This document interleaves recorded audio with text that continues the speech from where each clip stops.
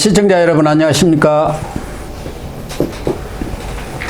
시청자 여러분, 오늘은 김종인 전 비대위원장의 핵심 측근으로 활동하다가 지금 김한길 국민통합위원회에서 미디어 특별위원장을 맡고 계시는 최명길 전 의원님 모시고 최근의 정치 이슈들을 짚어보는 시간을 갖도록 하겠습니다. 최 의원님 어서 오십시오. 네, 안녕하세요. 저희 TV는 처음이시죠? 네, 처음 나왔습니다. 진즉 한번 모셔야 했는데 좀 네. 늦었습니다. 아유, 이제라도 불러주셔서 감사합니다. 우리 최 의원님은 20대 국회의원을 하시다가 네네. 그때는 송파구 을이었죠. 그렇죠. 예. 그런데 선거법 위반 사건으로 그 당시 제가 기억하기로는 200만 원인가 네, 이렇게 뭐 벌금형을 받아갖고 중도 하차했어요. 참 안타깝게 됐었어요. SNS 선거운동 뭐를 좀 사전에 했다 뭐 이런 예. 거였는데 뭐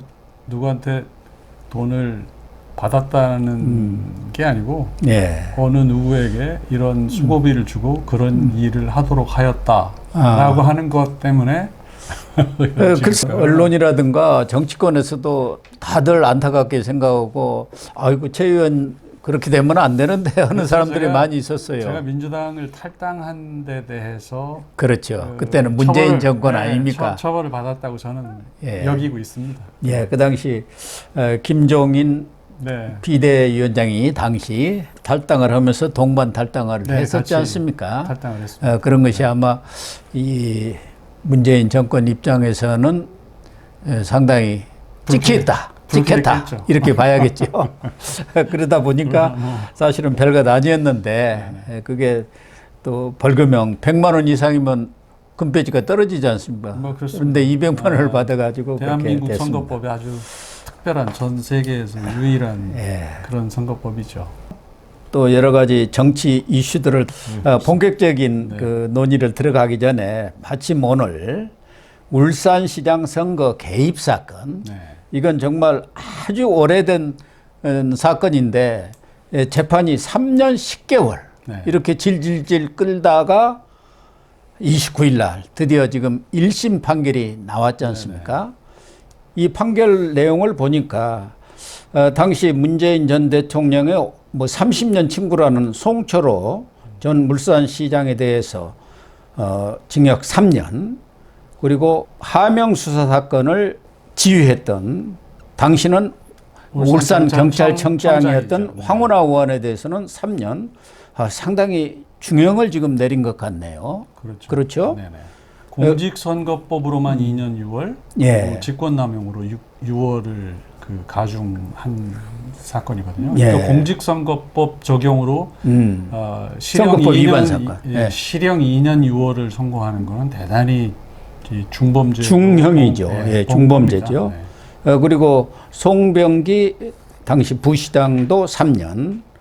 이분이 청와대에 제보를 해가지고 하명 수사 사건이 벌어진 것 아니었습니까? 그렇죠. 예, 청와대에서 제시한 뭐 공약도 받아다가 저 송철호 후보에게 전달하고 예. 중간 연락책 역할을 했었죠. 그리고 하명 수사 사건을 직접 지시했다고 이렇게 혐의를 받고 있는 백원우 전 민정비서관 이분도 재선까지 한 국회의원 아니었습니까? 그래서 민정비서관 이 사람도 징역 2년 그리고 박형철 당시 반부패 비서관 그렇죠. 실질적으로 이제 이 박형철 반부패 비서관이 경찰 하명 수사 사건을 당신은 지휘를 했다고 봐야겠죠. 민정수석실에서. 그런데 민정수석실과 검찰을 그 연결을 하는 사실 심부름을 한 건데요. 이 사람이 주범이라고 볼 수는 없지만 그래도 책임을 면할 수가 없어서 징역 1년에 집행유예 2년이 선고가 됐더군요. 예, 그렇습니다. 그래서 좀 늦기는 했습니다만은 이 울산시장 선거 개입 사건에 대해서 법원이 좀 단호한 이런 처벌을 내린 것 아닌가 이렇게 보여지는데 그럼에도 불구하고 송철호 전 시장은 임기를 다 채워버렸어요. 재판하면서 이 사건은 수사할 때부터 사실 굉장히 이 파문을 많이 일으켰던 사건 아닙니까? 문재인 대통령이 있던 시절에 가장 자기가 친해서 나는 이 사람이 시장이 되는 것이 나의 꿈이다 이런 말을 공개적으로 할 정도로 공개적으로 해가지고 해서 그걸 사실 공공연히 지원했던 게 문재인 대통령 임기 중에 수사를 개시했고 임기 중에 15명을 기소하는 그런 그리고 그 기소 공소장에 보면은 대통령이라고 하는 그 대통령의 지시를 명시하지는 않았지만 대통령님이 분명한 그런 그 내용들이 여러 번 등장하거든요. 그래서 이게 만일 유죄가 됐을 때 사실 법리적으로만 보면은 그때 이 지시를 받은 사람들이 다 이렇게 그 처벌을 받게 되면은 지시를 한 사람은 공소시효가 멈춰져 있었지만 언제든지 다시 공소 제기를 하면은 재판받을 수밖에 없는 그런 상황입니다. 그래서 이게 사실 어떻게 더 크게 번질 수도 있는 그런 정치적 함의가 굉장히 큰 사건이었고 이 사건 초기부터 처음 이 재판을 맡았던 그 여자 분이죠. 그 부장판사가 이 사건을 그 계속 시간을 끌다가 자기가 다른 병이 있다고 또 휴가도 내버리고 그랬지 않습니까? 또 다른 데로 가고 하면서 지금 1심이 나오는데 3년 반이 걸린 거 아니겠어요? 그래서 참 여러모로 굉장히 기록을 많이 남기는 재판이고 이제 1심이 끝났으니까 나머지는 아마 선거법 재판은 신속하게 처리되도록 하는 규정이 있거든요. 그래서 아마 앞으로는 133으로 1년 내에 원래 1년, 끝나야 하는데 이게 3년 10개월 걸린다는 게 말이 됩니까? 최종심까지 확정이 될 가능성이 높고요. 그런데 그 당시 청와대에서 문재인 대통령이 그런 얘기를 하니까 청와대 7개 기관이 동원돼 가지고 송초로 선거 지원을 사실상 도운 것 아니겠습니까? 그러면은 지금 여기에서는 청와대 내에서는 백원우 전 민정비서관이라든가 박형철 반부패 비서관 또 문모 전 민정비서관 몇 사람들이 형을 받았습니다마는 사실은 그 당시 수사가 진행이 되다가 2020년 4.15 총선을 앞두고 당시 윤석열 검찰총장이 총선에 영향을 미칠 수 있다고 해서 임종석 비서실장이라든가 조국 민정수석에 대해서는 수사를 중단을 했었거든요. 그렇죠. 총선이 끝난 뒤에 이 사람들에 대한 수사를 하겠다고 했는데 그냥 그 후에 유야무야 됐고 그러면 최종적인 책임은 누구한테 있겠느냐? 결국 문재인한테 있는 거 아니겠습니까? 그래서 최 의원님 말씀하신 대로 법리적으로는 그렇게 되죠. 그리고 사실 이게 이제 우리가 세상을 흔들었던 드루킹 사건이 사실 온라인에 뭔가를 조작을 해서 선거 결과를 바꿔보려고 노력했던 거고 엄단이 되고 엄중 처벌을 받았지 않습니까?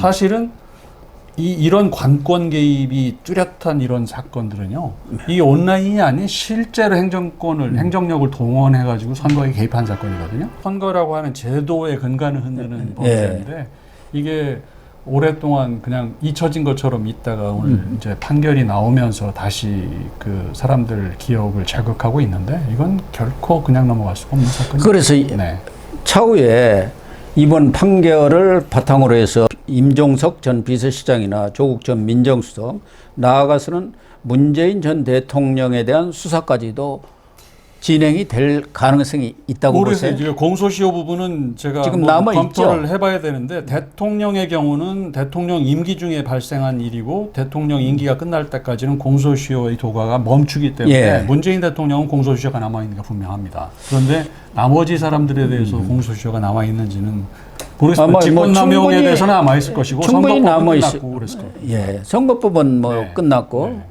여러 가지 직권남용이라든가 이런 부분은 남아있지 않나 이렇게 보여지기 때문에 이런 부분에 대한 수사도 이루어지지 않을까 이런 생각도 해봅니다. 이게 이제 향후 신당 논의랄까 이런 것들하고도 상당히 아주 묘하게 맞물려 들어가는 이슈가 되지 않을까 하는 그런 느낌이 듭니다. 네, 그렇습니다. 조국은 지금 유성 비례신당 비슷한 것을 지금 만들겠다 해갖고 전국에 북콘서트를 핑자해서 선거 운동 비슷한 것을 하고 있는 그런 상황 아닙니까? 이번 울산시장 선거 개입 사건도 판결이 나왔습니다만은 조국은 조금 있으면은 아마 2월 8일인가로 정해져 있을 겁니다. 네. 뭐 재판 여러 가지 두 개인가 재판이 진행되고 있죠.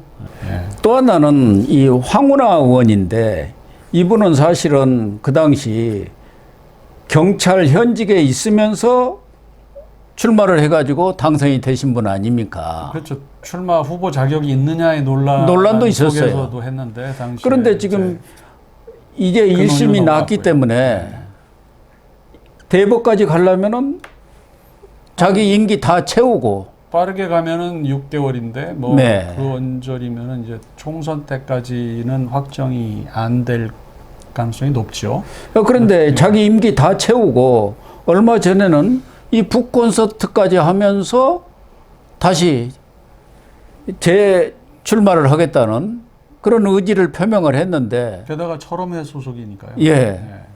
이재명 대표도 이렇게 붙이고 있고 하기 때문에 이 황운하 의원을 다시 공천을 하려나요? 본인도 지금 자기 죄 없다고 재판받으면서 그렇게 주장하고 있지 않습니까? 제가 이재명 대표 입장에서는 확정되기 전까지는 그 죄로 보지 않아야 된다는 무죄 추정의 원칙을 그렇게 여러 번 스스로 자기에게 적용하면서 강조했기 때문에 그랬네요. 자기 당 소속의 그 현직 의원이 1심 판결이 실형이 나왔다고 해서 공천을 배제한다라고 하는 말을 하기가 굉장히 옹색하게 돼 있죠. 네. 그래서 그 논리의 연장선상에서 보면은 공천을 하지 않을 수 없는 그런 상황일 것으로 보입니다. 네. 그래도 이재명 대표로서도 참 곤란한 상황이 벌어지겠네요. 난감하겠죠. 네, 난감할 것 같습니다. 당내에서도 반론이 많이 이런 사람들 공천을 만약 준다 그러면은 어떤 사람을 그럼 걸러내고 떨어뜨릴 겁니까? 비명이니까 걸러내고 친명이고 자기 쪽 사람이면은 다 공천 주고 이런다는 비판을 받을 수밖에 없기 때문에 이재명 대표 본인이 출마를 해야 되기 때문에 그게 뭐 비례든 지역구든 출마를 해야 되는 입장이고 그렇기 때문에 자신은 출마를 하는데 뭐 1심 나 아직 확정되지 않은 이 소가 제기돼 있는 후보에 대해서 공천을 줄 수 없다라고 하는 입장을 정한다는 것이 굉장히 앞뒤가 안 맞는 그런 상황이어서 좀 난감한 결정일 겁니다. 그럴 것 같습니다. 어쨌든 이 지체된 정의는 정의가 아니라는 말이 있는 것처럼 송철호 전 시장이나 황운하 의원 이런 분들이 중형을 선고를 받았습니다마는 그러나 시장으로서 의원으로서 누릴 것 다 누리고 이제 1심이 나온 거 아닙니까? 선거법이라는 게 말씀하신 대로 1년 내에 이렇게 마무리를 지어야 하는데 지금 김명수 사법부가 이 정치적 재판에 대해서는 그냥 계속 재판을 미뤄오면서 사실상 그게 의무 규정이었는데 사실 김명수 대법원 때 그냥 흔한 훈시 규정 같은 게 돼버려가지고 사실 재판 자체를 늦추면서 이렇게 끌고 가기도 하고 그리고 재판과 재판사의 간격도 뭐 굉장히 길게 가고 내가 뭐 문제 삼지 않는 어떤 그런 상태가 됐고요. 그래서 이것도 얼마나 더 2심, 3심을 끌지는 모르겠습니다만은 이제 대법원장이 바뀌고 하면은 뭐 사법부도 이제 정상화 안 되겠습니까? 빨리 진행되지 않을까 하는 생각이 듭니다. 그러 아무리 빨리 해도 내년 상반기 정도일 테니까요. 총선 이후일 걸로 판단이 됩니다. 네, 일단 한번 지켜보도록 하시죠.